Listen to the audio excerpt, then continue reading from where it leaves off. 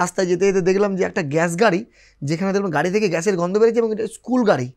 এবং স্কুল গাড়ি কী হয় যে ওটা লেখা থাকে স্কুল গাড়ি হলুদ কালার, সেরকম নয়, নর্মালিভাবে অনেকগুলো স্কুলের বাচ্চা আছে, ম্যাডামও আছে, এবং সেই গাড়িটা থেকে প্রচুর গ্যাসের গন্ধ বেরোচ্ছে।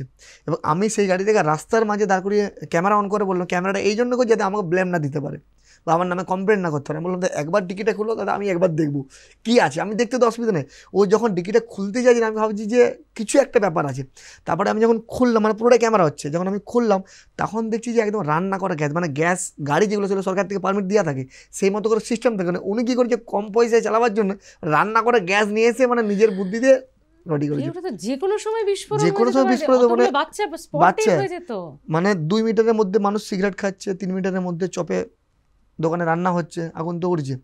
তো ওইটাকে ক্যাপচার করলাম পুরোটা, এবং সেইখানে আমি স্লোগান দিয়ে বলতে থাকলাম যে আমাদের দেশ, মানে প্রচুর তো ভিড় হয়ে গেছে, মানে ওরা তো ব্যাপারটা জানছে না কী হচ্ছে, আমি ওনাদেরকেও চুপ করাতে হবে। তারপরে আমি বললাম যে আপনি যে বাইকে বসে তাড়াতাড়ি করছেন, এই যে গাড়িতে বাচ্চাগুলো আছে, কোনদিন কিন্তু আপনারও বাচ্চার সাথে এটা ঘটতে পারে, তো আপনি একটু চুপ করুন, আমাকে আমার কাজটা করতে দেন, আর আমাদের দেশকে আমাদেরই ঠিক করতে হবে। সেটাও পোস্ট করেছে। তখনকার সময় 7 মিলিয়ন ভিউ হয়েছিল, যখন মানুষের 100K হতো না আর কি।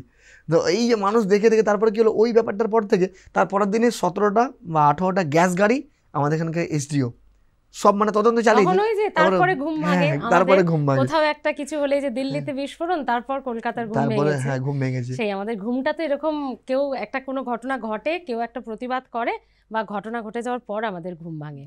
আচ্ছা, বড় দিল খানকে, মানে এই যে আমার পাশে যে বসে আছে তাকে তো সবাই চেনে, কিন্তু ছোট্ট দিল খান তার সম্পর্কে তো আমরা কিচ্ছু জানি না।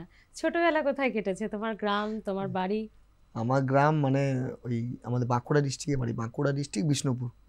মানে বিষ্ণুপুরে আমাদের যে বাইপাস, ছোট্ট একটি গ্রাম বলবো না, আমাদের ওয়ার্ড, 8 নম্বর ওয়ার্ড। তো বিভিন্ন জায়গায় যাই, সেখানে আমাকে জিজ্ঞাসা করে, মানে ধরুন কলকাতার মানুষকে বাঁকুড়া বিষ্ণুপুর বললে চিনবে, কিন্তু দিল্লির মানুষকে বাঁকুড়া বিষ্ণুপুর বললে চিনে না। কিন্তু আমি চাই যে বাঁকুড়া বিষ্ণুপুরকে তারা চিনুক। অনেক ক্ষেত্রে আমরা তো বাঁকুড়া বললে বা বিষ্ণুপুর বললে আমরা তো লজ্জিত হয় যে কলকাতায় আমার বাড়ি, কিন্তু কলকাতায় বাড়ি আমার মনে হয় না যে আমার বাড়ি কলকাতার বাঁকুড়ার বিষ্ণুপুরে, নিজের শহর। মানে বিষ্ণুপুর এমন একটা জায়গা যেখানে মন্দিরনগরে বিষ্ণুপুর, এবং সেখানে আমার জন্ম, যে ছোট্ট একটা শহরের মধ্যে কি নেই, সবকিছু আছে। বিষ্ণুপুর বেরিয়ে এসেছি এবং আমার খুব ভালো লেগেছে। খুব ওই পোড়া মাটির যে স্ট্রাকচার, ওটা অন্য কোথাও পাওয়া যাবে না। আমি বিভিন্ন জায়গায় ঘুরেছি, বালুচুরি শাড়ি, ওইটা কোথাও পাওয়া যাবে না। রানী বাঁধ, লাল বাঁধ, এই সমস্ত নাম রয়েছে। একদম। তাহলে এই ওখানকার রাজাদের ইতিহাসই তো আলাদা, ওকে কি বলা যায়? একদম খুব ভালো। আর মা বাবার নামটা একটু বলো, তার কারণ তুমি মানে মা তো তোমার রত্নগর্ভা, কারণ দিল খানকে সবাই চেনে, তার মা বাবা সম্পর্কে তো অনেকে জানে না। আজকের এপিসোড থেকে আমরা চেষ্টা করব দিল খানের অজানা কিছু কথা তুলে ধরতে, তাই মা বাবার কথা একটু বলো। আমার বাবা ছোটবেলায় মারা গেছে, মানে আমার যখন 6 বছর বয়স ছিল তখন বাবা মারা গেছে। আমার বাবার নাম ছিল আকাশ, আর মায়ের নাম ছিল আনসুরা, মানে এই দিয়ে শুরু আর কি। আর ওনারা, আমি জিজ্ঞাসা করি যে আমার নামটাকে দিয়েছে, তো মা এরকম বলতো যে আমাদের ওইখানকারই মানুষ, মানে মা বাবার বুদ্ধিতে নয় আর কি, ওখানকার মানুষ, মানে কোনো একজন মানুষ বলে যে এর নামটা দিলে, মানে ওনাকে পেলে যে আমি কি করতাম। ঈশ্বর মানে অনেক আগের থেকে সব কিছু স্ক্রিপ্টিং করে রেখে দিয়েছে। আমি প্রথমেই বললাম আপনাকে, আমি যে ভগবান সবকিছু সাজিয়ে রেখেছে। তোমার নামটা এরকম, যেটা হৃদয়ের সঙ্গে জুড়ে রয়েছে। আমার মা আর আগেকার যুগের মানুষ, একটু কুসংস্কার ধরনের, তবু আমি অনেক বুঝিয়ে রিকভারি করেছি। তাই আমি বলি যে তোমাদের দ্বারাই তো এই নামটা দেওয়া সম্ভব নয়, কে রেখেছে? বলছে কেউ একজন হঠাৎ করে এসেছিলো, তারপরে মনে হয় যে হসপিটালে আর কি, তো দিল খান, দিল নামটা মনে হয় যে দিল, মনও বড় হবে, মানে আমার শুনলে মনে হয় যেন এটা গল্প কিছু একটা। অনেক মানুষ যখন বলে যে নামের সাথে কাজের মিল আছে, তখন ভালো লাগে নিজে। একদম। আচ্ছা, আর স্কুল কলেজ এগুলো পড়াশোনা? হ্যাঁ, আমি 10 পাস করেছি, তাও অনেক কষ্ট করে করেছি। এখন অনেক মানুষের ভালোবাসা, অনেক এখন নিজে বিজনেসও করি। বাবা যদি না থাকে তাহলে সেই আমার দাদারা আছে, দাদারাও খুব কষ্ট করে তো বড় হয়েছে। আমরা অনেকগুলো ভাই বোন, তো ভাবেন তখনকার সময়ে যারা চাকরি করতো তাদেরও তো বেতন কম ছিল, তখনকার সময়ে একটা ছেলেকে মানুষ করতে কত কষ্ট হয়েছে। আমাদের তো অনেকগুলো ভাই বোন, তারপরে বাবা মারা যায়, তো অনেক চাপেতেই অনেক টেনে কষ্ট করে 10 পাস করেছি। তারপরে এখনও মনে হয় যে পড়াশোনাটা করলে ভালো হয়, বাট সময় হয় না। তো চেষ্টা করি মোবাইলের মাধ্যমে অন্যদিকে সময় না কাটিয়ে যতটুকু ইংরেজি শেখা যায়, যতটুকু আরও কিছু নতুন করে শেখা যায়, ওটাই। বাহ, কি ভালো গো তুমি। মানে আমি শুধু তোমার এতদিন ভিডিও দেখেছি, আমি কিন্তু তোমার বড় সাবস্ক্রাইবার আর ফলোয়ার, জানো তো। তো দেখেছি, আমার সৌভাগ্য যে আপনি আমার সাবস্ক্রাইবার, আপনি আমার ফলোয়ার। তো আরেকটা বিষয় জানতে চাইবো, এই যে ধরো এত ভালো ভালো কাজ, সব রাস্তা তো এরকম স্মুথ হয় না, অনেক হার্ডলস থাকে, অনেক বাধা আসে, তো সেই ঝামেলাতেও তো পড়তে হয়েছে। সেইগুলো মানে যারা নতুন ইনফ্লুয়েন্সার, যারা নতুন এই ধরনের কাজ করতে চাইছে, তাদেরকে কি বলবে? অনেক কষ্ট, অনেক বাধা তো আসে। যে কোনো কাজেতেই কষ্ট আছে, যে কোনো কাজেতেই বাধা আছে। আমি তো ওঠার সময় আমরা লিফটে চলে এলাম, এখানে আসতেও আমাদের কষ্ট সিঁড়িতে, তো যে কোনো কাজেতেই কষ্ট আছে। এবারে আমি যখন কাজ শুরু করেছিলাম তখন অনেক মানুষের অসুবিধা হয়েছে, মানে ধরুন একটা মানুষ তো সব কাজে ভালো হতে পারে না, বা সবার কাজে ভালো হতে পারে না। ওই যে ডাক্তারবাবুর ভিডিওটা করলাম, ডাক্তারবাবু থোড়ি আমাকে ভালো বলেছে, ডাক্তার কম্পাউন্ডার বা হসপিটালের যারা স্টাফ অনেকেই খারাপ বলেছে, কারণ তাদের গায়ে লেগেছে। কিন্তু আমি এটা ভেবেছি যে এই যে আমার নামে কমপ্লেন হয়েছে, অনেক কমপ্লেন আছে, কিন্তু ভালো কাজ কি, হ্যাঁ অনেক অনেক কমপ্লেন আছে, ভালো কাজ কি কমপ্লেনটা আলাদা, আপনার নামও আমি কমপ্লেন করতে পারি, আর কেস হওয়াটা আলাদা। যখন আমি কেসে হেরে যাব, মানে কমপ্লেনে আমি যখন আমার দিক থেকে প্রমাণিত হয়ে যাবে, তখন দেখবেন আমার নামে কেস স্টার্ট হবে, বা আমি ক্ষমা চেয়ে বেরিয়ে গেলাম, সেটা আলাদা ব্যাপার। কিন্তু মানে আপনাদের আশীর্বাদে বা উপরওয়ালার কৃপাতে আমার নামে কোনো কেস নেই, কমপ্লেন আছে প্রচুর।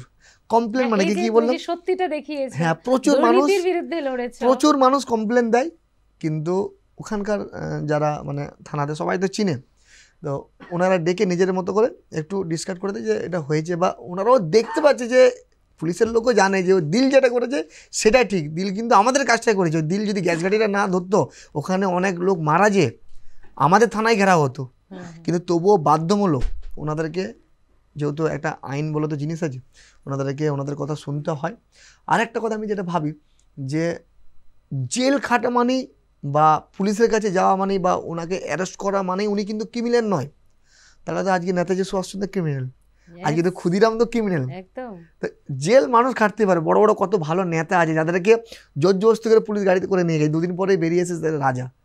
তো ভালো কাজ করতে গেলে জেল খাটতে, ভালো কিছু করতে গেলে হবে যে সে দোষী কি দোষী নয়, জেলটা বা তার বিরুদ্ধে অভিযোগটাই প্রমাণিত নয়। নর্মালি কোনো একটা মানুষ যদি যে থানায় কমপ্লেন করে ওনার বিরুদ্ধে, ওনাকে ডেকে পাঠাবে, তার ডেকে পাঠানো মানে কি ওনাকে পুলিশে ধরেছে সেটা কিন্তু নয়। আচ্ছা, তুমি এত ভালো কথা বলো দেখে, এত মানুষের কাছে, মানে তোমার কানেক্টিভিটি খুব সহজ, মানে তুমি মানুষের কাছাকাছি এখন যেটা পৌঁছে যেতে পারো খুব সহজে। কাল যদি ধরো দিদির কাছ থেকে অফার যায় যে সামনেই তো ভোট, 26-এ তোমাকে কোথাও বাঁকুড়া বিষ্ণুপুর, ধরো তোমাদের সাংসদের কথাই বলছি, সে যদি তোমাকে ফোন করে বলে এরকম কোনো একটা কাজে তোমাকে যদি রাজনীতিতে দাঁড় করাতে চায়, তাহলে কি করবে তুমি? আমি রাজনীতি করব না, আমার সাথে সবাইকার সম্পর্ক ভালো আছে, ওখানকার যতগুলো পলিটিক্যাল লিডার আছে নিচু লেভেল থেকে শুরু করে উঁচু লেভেল, সবাইকার সাথে সম্পর্ক ভালো আছে। ওখানকার নিচু লেভেলের থেকেও নিচু লেভেলের মানুষরা বেশি ভালো কাজ করে, উঁচু লেভেলের মানুষ তো কলকাতায় যাতায়াত করতে করতে ব্যস্ত। তো আমার অফিসে অনেকেই গেছে, আমি ছবি পোস্ট করি না, আমারও ছোটোখাটো একটা অফিস আছে, অনেকেই গেছে, আমি আমার মতো করে রেসপেক্ট করি, আমার কাছে সব ধরনের মানুষ আসে। এরপরে আমাকে অফারও দিয়েছে, কিন্তু প্রত্যেকটা মানুষের উদ্দেশ্য কী জানেন তো, যে ওনাকে আমি ইউজ করব, উদ্দেশ্য কিন্তু একটাই থাকে। এবার আমরা এত মানুষের সাথে মিশেছি, সেটা বুঝতে পারবো, চোখ দিকে তাকালে বলে দিতে পারবো যে ও কী চাইছে, চোখ দিকে তাকালে বুঝতে পারবে। এবার ওর উদ্দেশ্য যদি হয় যে আমাকে ইউজ করে ও ভোটে জেতা, তো ও এসছে, আমি না ইউজ করতে দিলে হচ্ছে আমি ওনার মতো করে রেসপেক্ট করি, খাওয়া দাওয়া করি, দাদা ভালো থাকেন, এবং ওনার যদি কোনো প্রয়োজন হয়, ওনার মাধ্যমে যদি কাউকে রক্ত দিতে হয়, যেটার মাধ্যমে কিন্তু ভোট আসছে না, ওনার মাধ্যমে যদি মনে হয় মানুষের কাজে লাগায়, তখন মানে অবভিয়াসলি আমি উপকার করি। কিন্তু এটা থেকে এড়িয়ে যায় যে আমি পারবো না কোনো ব্যাপারটা, আমি এটা বলি যে পারবে না কথাটা আসবে না, কিন্তু ওই জায়গা থেকে বেরিয়ে আসতে চাই। কারণ আমরা অনেকেই বলি যে রাজনীতি জিনিসটা খারাপ, নোংরা, সেটাও আবার কিন্তু নয়, আমরা ওখান থেকে বলে বেরিয়ে যাই। আর আমি রাজনীতি করবো না জাস্ট, তবু আমি যেহেতু আপনার আমি প্ল্যাটফর্ম পেয়েছি, আমি কিছু সাধারণ মানুষ যারা ইয়াং ছিল তাদেরকে আমি এটা বোঝাতে চাই, আমি করবো না মানে এখানে আমি বলছি যে তোমরাও করবে না, সেটা কিন্তু নয়।